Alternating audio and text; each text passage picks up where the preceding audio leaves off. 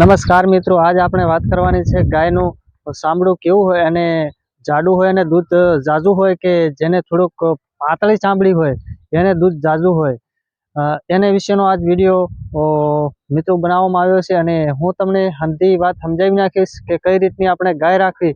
અને આપણે ક્યાંક તમે નવી ગાય લેવા ગયા હોય અને તમને અનુભવ ના હોય મિત્રો, નવા પશુપાલન હોય તમે, અને તમારે ક્યાંથી તમને સમજણ પડે કે આપણી ગાય ઝાઝું દૂધ આપી શકશે કે નહીં, ગાયનું ચામડું કઈ રીતનું હોય અને કેવું હોય અને કઈ ટાઈપની ગાય દેખાવમાં હોય એ આપણે ગાય લેવાની મિત્રો એ વિશેની આજે આપણે વાત કરવાની છે. એટલે વિડીયોની અંદર તમે બન્યા રહેજો. અને તમે અમારી ચેનલ ઉપર નવા વિઝિટ કરતા હોય તો મિત્રો સબસ્ક્રાઈબ કરવાનું ન ભૂલતા. અને ખાસ વાત એ જણાવવાની મિત્રો કે આપણી 2000 સબસ્ક્રાઈબર થવાયા છે અને તમારો હું ખૂબ ખૂબ આભાર માનું છું.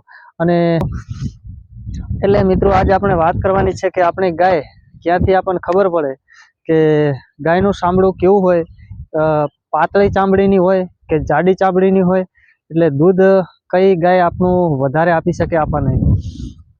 મિત્રો હાલ આપણે વાત કરશું કે ગાયનું ચામડું કઈ ટાઈપનું હોય. એકદમ મિત્રો હું તમને સરળ ભાષામાં અને સીધી જ લીટીમાં સમજાવી નાખું કે એનું દૂધ ઝાઝું હોય અને સારું પણ હોય.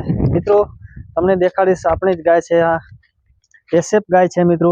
તમને દેખાતું હશે કે એકદમ એચએફ ગાય હોય મિત્રો. ને એચએફ ગાયની ખાસિયત શું હોય છે તમને દેખાતું હશે. અને તમને પણ પશુપાલન છો એટલે તમને પણ ખબર જ હશે કે જો તમને દેખાતું હશે કે ફૂલ એચએફ ગાય હોય, ક્યાંથી એને આપણને ખબર પડે કે આપણી એચએફ ગાય છે. એના જે આ કાન છે ટોકા હોય છે મિત્રો, પહેલી જ વસ્તુ. અને એચએફ ગાય હોય છે એને ક્યાંથી આપણને સમજવામાં આવે કે આ એચએફ ગાય છે અને એની ચામડી કેવી હોય તો તમે જોઈ શકો છો મિત્રો, એની એકદમ પાતળી ચામડી છે. એટલે આ પાતળી ચામડી વાળું જે પશુ છે એ દૂધ ઝાઝું કરે. અને જે અઠે ગઠે ને ખાંદા જેવી થઈ રહી હોય, આખલા જેવી, એ પણ મિત્રો એટલું દૂધ આપતી નથી. અને બીજી વસ્તુ, એચએફ ગાયને ઓળખવાની ખાસિયત એ છે મિત્રો કે અહીંયાથી તમને અહીંયા ધોરા જેવું ન હોય, એક જ પ્લાન તમને દેખાતું હોય.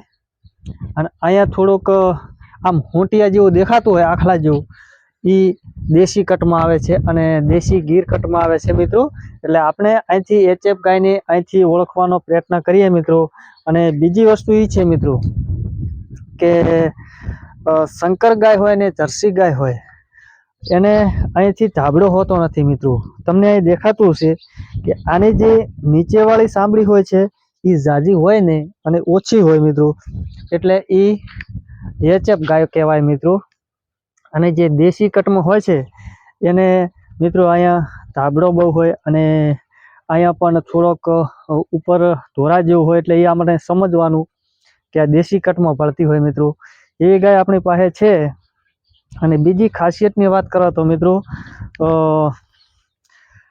આમાં એટલું બધું સમજવાની એ વસ્તુ છે. અને બીજું તમને દેખાડી દઉં કે ખાસ મિત્રો ક્યાંથી આપણને ખબર પડે કે એનો ડોંટિયો હોય છે એ શંકર ગાયનો મિત્રો એટલો હોતો નથી અને ઓછો હોય, હાવ લગભગ તો હોતો જ નથી એસએફ ગાયનો.